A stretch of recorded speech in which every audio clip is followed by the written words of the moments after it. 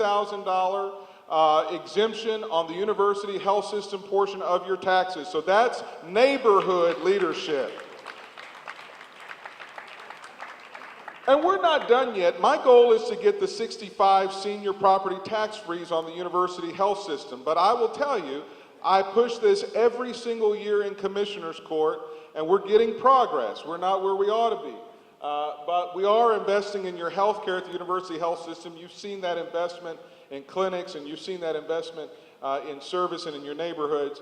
So we're proud. I truly believe that people power create the policies that elected office holders implement. You know, because you're in the neighborhood 5 years before a politician does, what the immediate needs are. Unfortunately, sometimes bureaucracies take 5 years just to get something done. They don't move as fast as Commissioner Adkisson or myself would want them to, but we do move them. Moving government's like moving a battleship. We just keep turning it in the right direction. So we need your input. We need to know what you're feeling on the ground. So we wanted to talk about, and I want to thank University Health System because we got them to sponsor the lunches today. So thank you very much for that.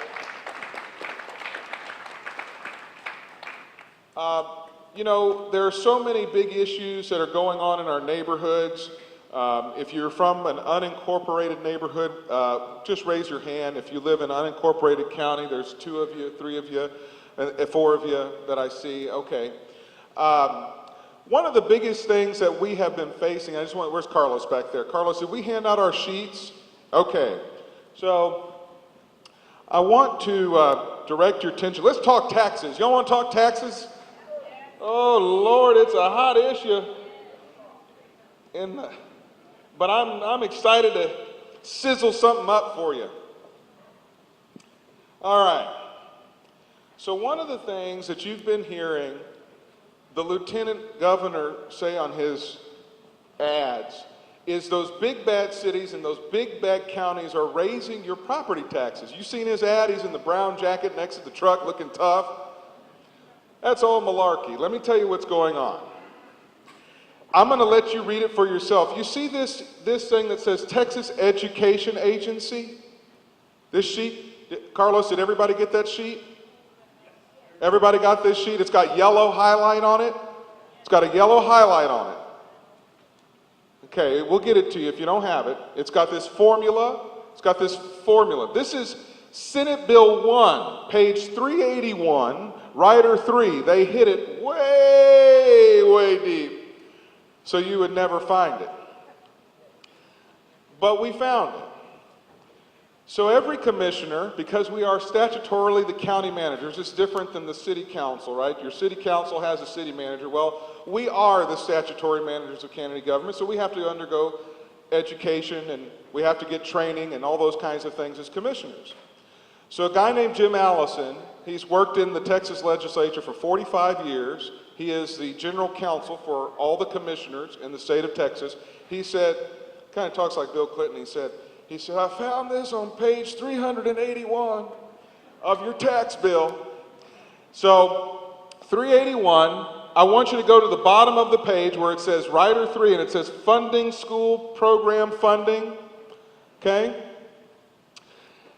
And it reads property values and the estimates of local tax collections on which they are based shall be increased by 7.04% for tax year 2017 and by 6.77% for tax year 2018. My friends, that adds up to a combined total of 13.81% appraisal increase. Now, do you know who wrote that into this is the funding formula by which your schools have to be funded, okay? They're saying that over 2 years, you will have appraisals mandatorily increased on the largest portion of your tax bill, which is the school districts. The Texas legislature, the Texas House and the Texas Senate wrote this into law. Don't blame the school districts. It's not their fault. It's the friends of ours up in Austin in the legislature who did this. This is their writing. And they hid it on page 381 so we wouldn't know about it. Did anybody have a 13.81% pay increase over the last 2 years? I didn't think so. Yeah. She said, thanks for welcome to Social Security. Nobody's paycheck is going up by 13.8%. And the reason that people have been pulling out their appraisals and saying, my goodness, my appraisals are going up more than ever. I know I'm not the only one. Because in the previous 2 years, they wrote it should go up 12%. And the previous 2 years, another 12%. And the previous 2 years, 11%. And the previous 2 years, 10%. And let me explain to you why. How are your schools funded? The only way, Speaker Strauss said it, so I don't want to make this a partisan issue, because I agreed with Speaker Joe Strauss. Speaker Strauss said the only way for us to give the people of Texas meaningful tax relief is to fully fund the schools. Why is that? Because it used to be the Texas legislature funded 45% of the school district's budget from the general fund of appropriations from the legislature. The other 45% was covered by you through your property taxes. 10% was covered by the Department of Education, federal government. Today, the Texas legislature is only funding 38% of the school's budget through the general fund of appropriations, and they are increasing your appraisals and making you pay for the rest. Are y'all walking with me on this? You do not have to take my word for it. You read it in black and white. We brought the language to you. We wanted to empower you with the language. So do y'all remember there was a special session that happened 2 years ago? They didn't finish all their business. Do you know why there was a special session? The reason was they disagreed on funding of the schools and your taxes. Speaker Strauss, God bless him, he said, I'm not going to put more appraisal increase on the people of Texas. The lieutenant governor and the governor said, we disagree. We want to keep writing it on page 381. We want to pass it on to the people of Texas. Well, it was 2 against 1, and so the speaker lost, and they won. Are y'all walking with me on this? And this is what became law. So don't believe that there is these big bad cities and counties raising your taxes, and if you just put a 2% cap on them, it'll solve all your problems. That's a lie. Because your county is what? 12% of your overall tax budget. Your city is 12% of your overall tax budget. What is the largest portion of your property tax bill? The schools. It's 51%. On your biggest value that you own, it's the schools. Now, don't vilify the schools. They don't run the legislature. They don't create the funding formula. They would change it if they could. They can't do anything. Let's not make them the big bad enemy. That's wrong. In a time where it takes more education to have jobs in the information technology economy, we ought to be funding our schools. We have too many school districts where kids are dropping out of school. We're not preparing them to compete with China and India where the technology jobs are going. We need to have them funded well. So here's the benefit of fully funding your schools. You get a 2-for-1. Not only do you get a better educated Texas, but you also get tax relief. That sounds like a winning combination if you ask me. That's where we ought to be headed. So I didn't come here to tell you I've done everything since sliced bread. I wanted to empower you because this is one of the biggest hurdles we have to keeping our homes. People in my precinct, it's the epicenter of where high property taxes are happening, and people are having to face the choice of whether they can stay. I don't think that's right. People endure through crime, people endure through blight, and then they got to move out. That ain't right. So I actually have a video online on YouTube because I knew Senator Betancourt of Harris County would lie about what I said, so I had a video crew come out, and I testified on a policy solution, okay? And here's what I said. What you all know is that in a lot of these areas, you're seeing 20% appraisal increase. Now there is a cap at 10%, but you see it anyway. You see it's a 20, 25%, sometimes 50, sometimes 100% over 2 years. It's pretty unbelievable, right? So I'm one of these dorks who has a international relations economics background, right? So I read things in a different way than most elected officials. And so if you understand something called hyperinflation, you ever heard of hyperinflation? Hyperinflation, by definition, is 50% inflation of a cost, increase of a cost, over a 6-month period. So what you all are seeing in your appraisals in areas like Tobin Hill and Dignowity Hill and Government Hill and King William and other areas, and it happens in the Dominion too, it happens all over, this applies to everybody, is you're seeing a quarter of hyperinflation, about 20 to 25% appraisal increase over the course of a year. That is not economically sustainable. Eventually, as the investments die down in the next 10 to 15 years, the values of the homes will equal out again and they'll come back into what we call market equilibrium. So you have to give people help today to ride over the over-exuberance in the market. Are y'all walking with me on this? So what I said is, why don't you let local taxing entities, let us carve out these areas, because it's not every area, but where we see these quarter of a hyperinflation, let us carve those areas out as special taxing areas, and let's have Ms. Eckert's taxes indexed to inflation, which is 1 to 4%. That way, she doesn't feel priced out of her home. She can kind of plan for that. That's better than having the appraisal increase by 20 and 25 or 10 and bumping and bumping and bumping up. We just can't afford to continue to do that. If we did that, where we could kind of plan 1% to 4% per year, that makes it much more manageable. It's not socialistic in that it doesn't carve out the free market system. The free market system must still exist in price. Prices do inflate. Prices do increase over time. But prices do not increase over time as much as the Texas legislature wrote on page 381. Are y'all walking with me on this? So my idea requires a state constitutional amendment because there's a clause in this Texas Constitution which calls for fair and equal taxation amongst all people. But as long as the legislature is doing shenanigans like this, we know there isn't fair and equal taxation across every neighborhood. And so this is one solution out of many that we're proposing on your behalf. But it takes people power. It takes you to be empowered. It takes you to understand this. It takes you to raise this at the town halls when the lieutenant governor and the governor come into town. You've got to raise this. We ought to have people, when the governor comes into town, we ought to have people with signs, stop raising my taxes 13.81%, my appraisal's 13.81%. You need to hold them high. And actually, I did send some people to do that right around the time that we were having this debate over the special session between Speaker Strauss and Lieutenant Governor.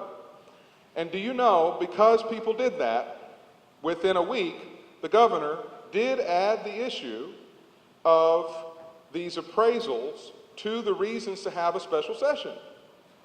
It wasn't there before. He knew. These guys know what they're doing. It's important that we raise this as an issue. It's not economically good over the long term, and it's not economically sustainable, okay? So raise these issues in those forums with your elected officials.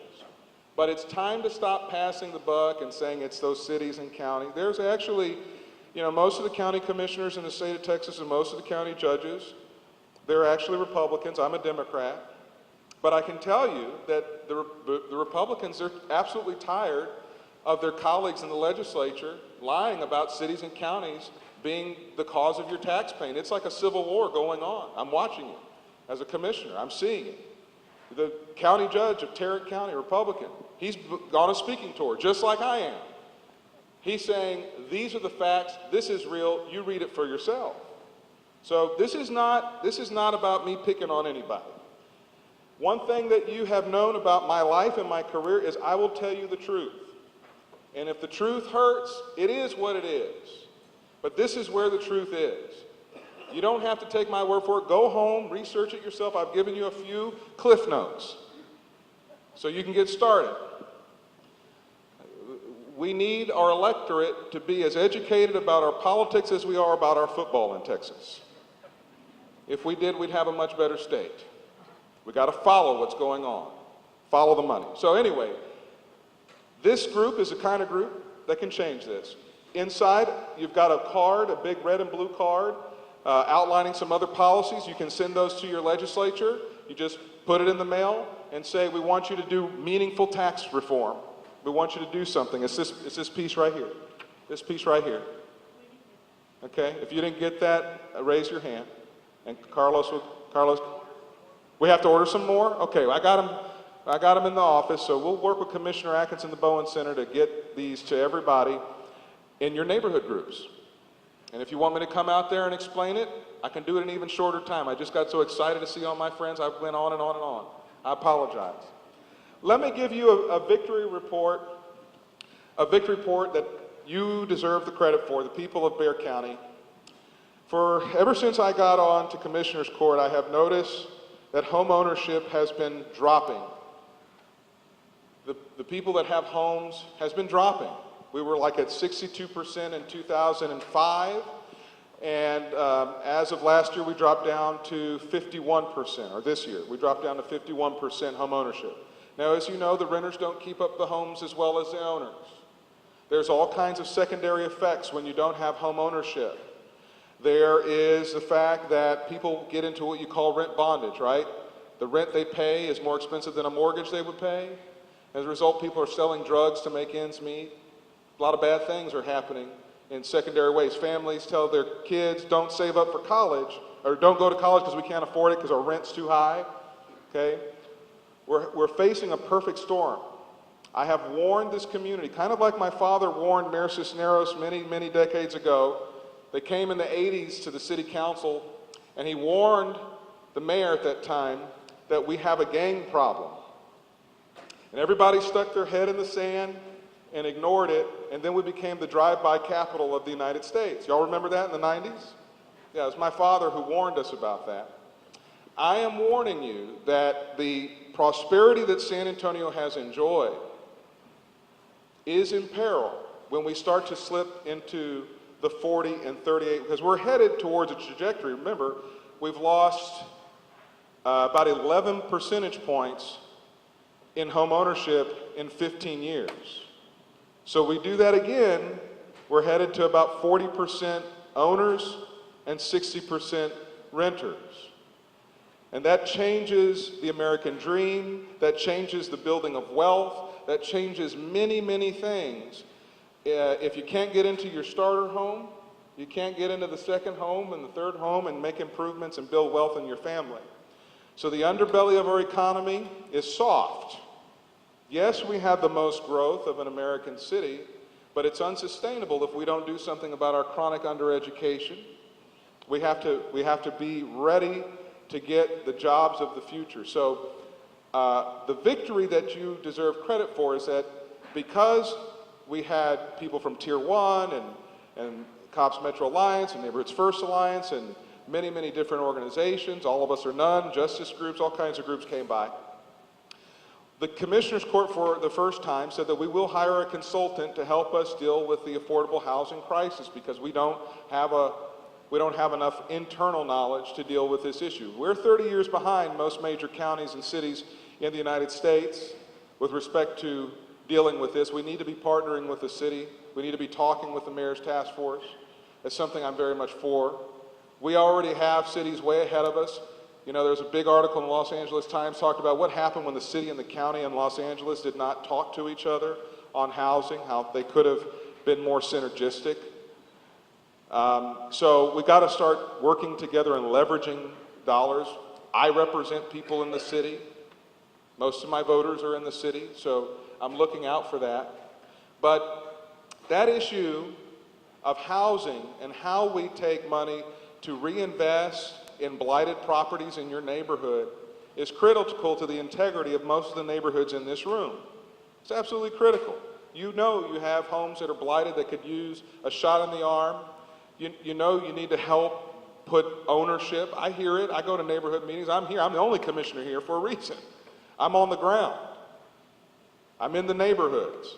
You all say to me that, you know, we're seeing transitions in the neighborhood. We're seeing people not take care of things as well. They're not participating. You know, when you don't have a sense of ownership, it also affects how you vote. If you don't feel invested in your neighborhood, you have a lower chance of voting. We already have a bad enough voter turnout as it is. We need more people voting, not less. So we're going to move forward.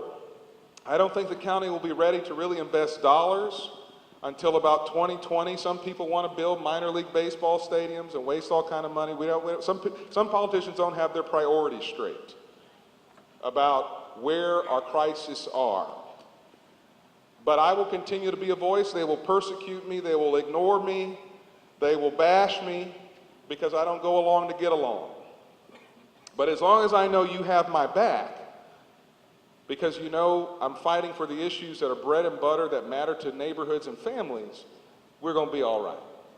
So, Commissioner, well, I'll open it up for questions. I don't know if there's any things that we have questions here. Let's go for it. Jim, whoever wants to start. Hi. This morning, we had a representative from, property appraisals and the protest Put it a little closer to the mic if you could, please. Property protest and the appraisals, and Mike Amazquita, and his solution was that that we should really encourage the people here to get state funding that is the gap that is causing this big crisis. In other words, that 50-50, 45-45 that you were talking about. State funding for education. Yeah, Yep. for education. We're on the same page. And he said that that would just wipe it out in a minute. Yes, ma'am. That's what I'm telling you, What too. I'm wondering is if we start trying to split what we're asking for, it might make neither one a good enough measure. I think that what you were suggesting, I don't see that that would be as dramatic.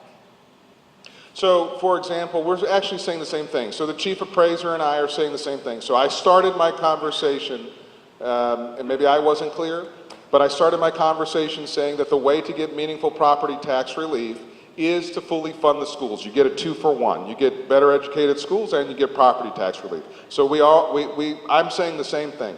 I was just saying that another policy that could be used to help deal with these hyperinflating areas, because it doesn't apply to, not every area has hyperinflation of value. Some of them are in line with inflation, but those that are out of line with inflation, these are the kinds of things that we could do. So I'm actually proposing two levels of protection for taxpayers. I think that in our neighborhood, which is District 5, with SAISD, that the main problem is that they're losing students, they're not getting funding, people are moving away, and so the gap, I'm sure, is going to be even bigger where we live. Well, you're absolutely right. The gap will be bigger. That's why I believe in reinvesting in the older neighborhoods in District 5 and other places. Home that is 20 years or older ought to be eligible for funds to reinvest and modernize and make sure that we don't have failing foundations and failing roofs and things of that nature, that younger families will want to move into those older neighborhoods and bring those communities back to life. The most affordable home that we have is the one that we live in today. And if we can afford to stay in the home that we have today, then that will bring new life back to these neighborhoods where people have fled. Tommy, I don't mean to close this down, but it is time for folks to move to the afternoon session. Okay. Do you have a few minutes to spend with these people Sure, that have we'll some come questions? and answer questions. Thank you for allowing me to come and talk to everybody. Appreciate it.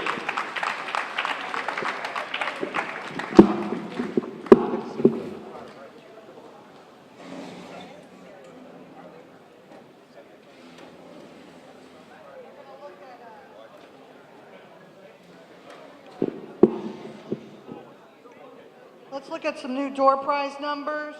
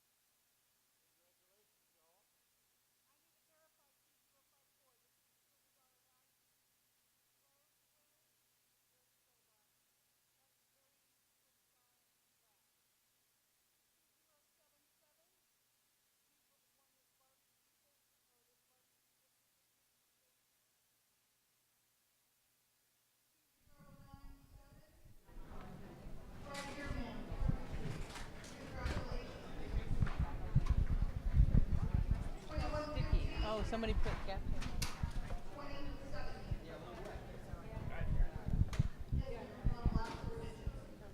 How's the audio? Are you good? Okay.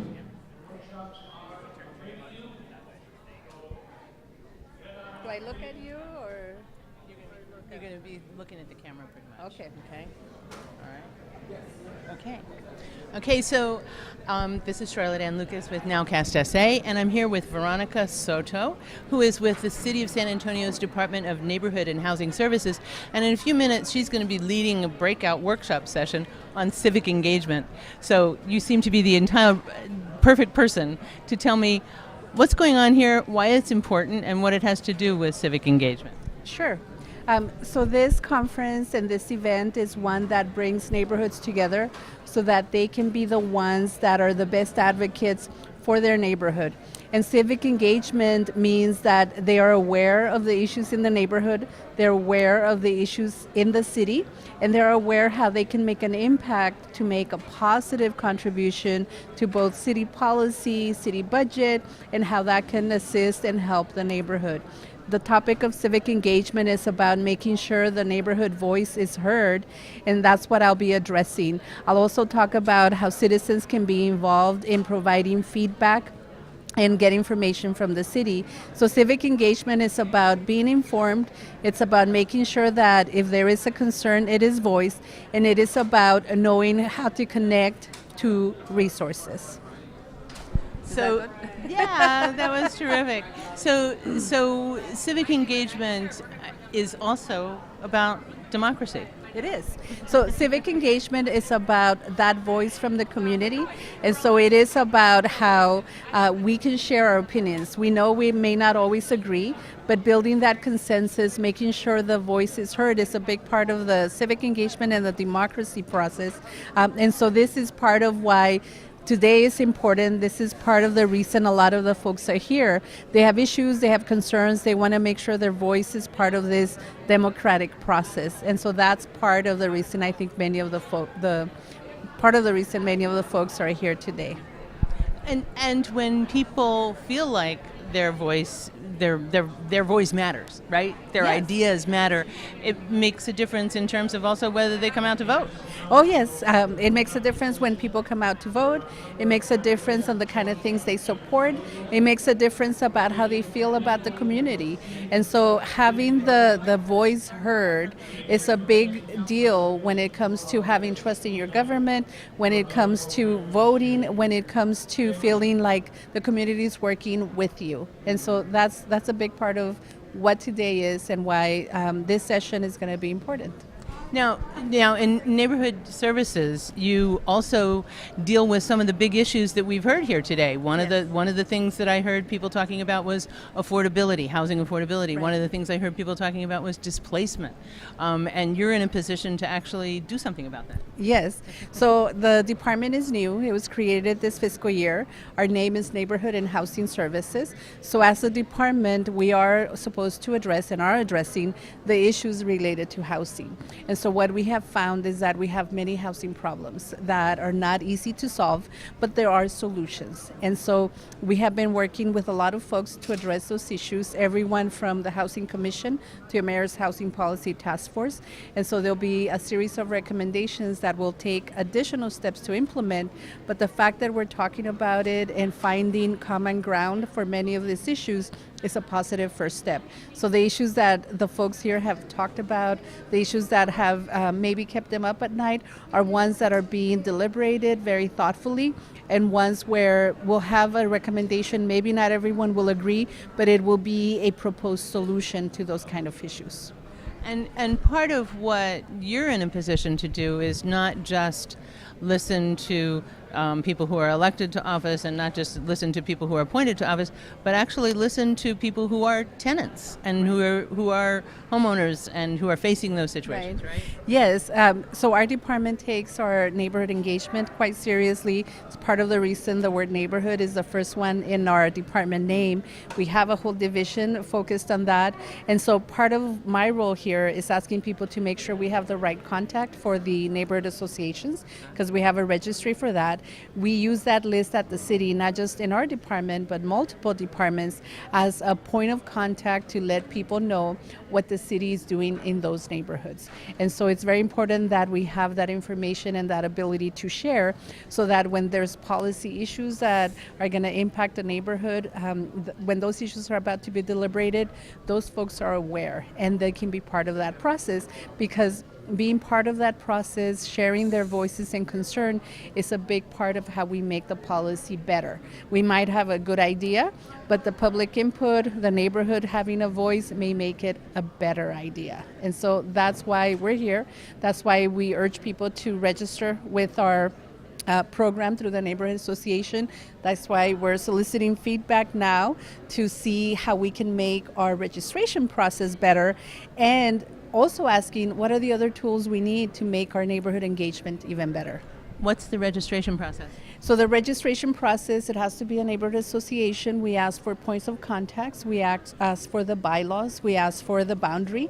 And so we put that in a map. And the map is used by multiple departments that can access, if they have a project in that area, if there's a zoning case in that area, that's who the official contact is. There's issues with overlapping boundaries. There's issues with how often we have to ask folks to update the information. So we're refining how we do that so that we can continually serve our community in a better way. Well, right. I think we heard earlier today that one of your colleagues from the city saying that there are somewhere upwards of 250 neighborhood associations, maybe as many as 300. Any idea what the real number is? 344, but it changes. I'm sure that after today there'll be a few more. So we have 344 registered neighborhood associations in this city. And that's just neighborhood associations, not homeowners associations? It's both. Oh, it is both. Because okay. what we register are the voluntary associations as well as the homeowner associations. Okay. So it's a combination of both. Okay. 344. Yes. Wow. And what I know is that the neighborhood plans that are up on the city's website, I counted 55 of them. Now a couple of those are updates, but that is a small fraction of all of them. Yes, and those neighborhood plans are done by our colleagues in the planning department, and so there's a lot of conversation and overlap in our work. There's a lot of engagement that all of us work together on, and so many neighborhoods do have plans, but many others do not. I looked at some of those plans, and the one on the west side, for instance, it covers a couple of different neighborhoods, but this plan is bilingual. It was put together by more than 200 people, and it took them somewhere in the neighborhood of 14 or 16 months to do it completely. So, I mean, it was not just a couple of folks sitting around a table. Yeah. It's a big deal. We take citizen feedback seriously. We always get criticized for not doing enough, for not doing it right, but it goes with our work. And it's important to go and, sometimes be praised and sometimes be criticized about how we're seeking feedback. And that's okay, because hearing both the praise and the criticism only helps us as city staff do our job better. Well, I'd like to say, when it comes to my website, only my friends tell me when it's broken. The rest of them just walk away. So, I mean, it's the people who care who are telling you where it's broken. Yes, well, neighborhoods do care then. We're hearing a lot. And so it's good to hear, though. It's great to get this feedback. It's great to figure out how we can help other associations in a better way. And it's great to see that people are plugged in and engaged in this manner. There has been lately, well, I guess it's not just lately, but I've noticed lately a couple of neighborhood associations where leadership changed kind of radically, and there were sort of upendings. What kinds of things do you guys go through, or who goes through them? Is it the city council representative who says, okay, this new leadership is something that we're recognizing? Well, that's one of the issues that hopefully through this survey we can figure out, but there's several associations that have had that kind of issue. So one of the things that we want to do is offer best practices so that associations themselves can sort through that. And so part of having best practices is having clear bylaws that state how you do a changeover, what the responsibilities are. And so our job is just to provide the best practice, best bylaws, and say, look, these bylaws work really well, and then provide the training for the neighborhood leaders. When you're about to transition, this is how you prepare your association. These are the kind of things that you should be doing. And so those kind of things are the ones that our department is looking to add to our toolkit so that we can offer that toolkit, because we don't want to be the ones that any association comes and runs to every time there's an issue. We want the associations to have the tools and solve the issue themselves. It should not be coming to the city to resolve it, to mediate, to figure it out for them. It should be associations having a strong enough set of tools that they can do it themselves. And so our job is to just get the tools and put them in the right hands. And that's a process right now. That is not something that already exists, right? No, that's one of the things that we're seeking to have. And some associations are very good about that. Some need a little bit of help. And so our job is to figure out who needs that little bit of help and create those tools and put them in the hands of the people that will use them and make it better. So, say somebody has moved into the city fairly recently, or is in a neighborhood, and they don't know. How do they find out what their neighborhood association or homeowner? Well, homeowners they probably know because Yes, they bought the they'll house. get a bill. But how do they find out where their neighborhood association is? Well, if you go to our website, to sanantonio.gov, and you go to Neighborhood and Housing Services Department, we have a tab devoted to neighborhoods, and you will find a map of all the neighborhood associations there. So that's the best way to find if you're in a neighborhood association. And you guys try really hard, but acknowledge that you're not entirely perfect on that map. So it Yes. it may need updating, and Yes. and if they find something broken, to let you know. Yes, and that's part of the reason we're here as well. We have our contact list, and we're verifying with the folks present that we have the correct information. It's a constant, every day, keep tending to it. And so the maps should be pretty good, but we may not have exactly the right contact person. But we do have the maps available so people can figure it out. And we're working to make those maps even better and more interactive. But that's yet to come. I was going to say, I think Google had that figured out for a while, but it's a kind of a tough thing on the city's website, right? It is. So we continue to work on how we can make that information at your fingertip available and make it better. It does take us a little while, and then when changes happen, we have to figure out how do we update that change and not delay access to the information. Well, thank you very much. I really my appreciate pleasure. you taking the time. Thank you. Okay.